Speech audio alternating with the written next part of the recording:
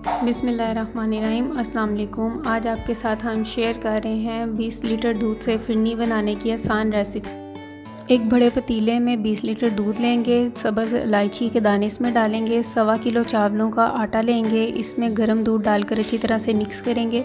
ये हमारे पास 4 किलो चीनी है। 2 पैकेट क्रीम डालेंगे, खोए में गर्म दूध डालेंगे और इसको अच्छी तरह से बीट करेंगे।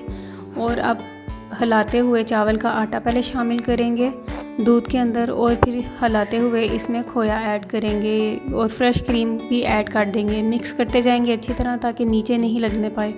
जैसे ही इसमें बबल्स आने स्टार्ट हो जाएंगे तो इसमें अच्छी तरह से चम्मच को हिलाते जाएंगे। फिर इसमें चीनी डाल देंगे। चीनी डालकर छोड़ना नहीं है, चम्मच को हिलाते जाना है।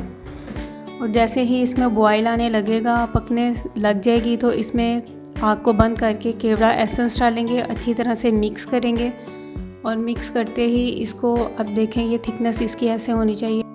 अब इसको बाउल्स में फिल करेंगे और इन बाउल्स पे अब डेकोरेट करेंगे कटे हुए बादामों के साथ। अच्छी तरह से सारे बादाम लगा के इनको अच्छी तरह से बाउल्स को सजावट कर लेंगे। अल्हम्दुलिल्लाह अल्हम्दुलिल्लाह हमारी फिरनी बनकर तैयार है।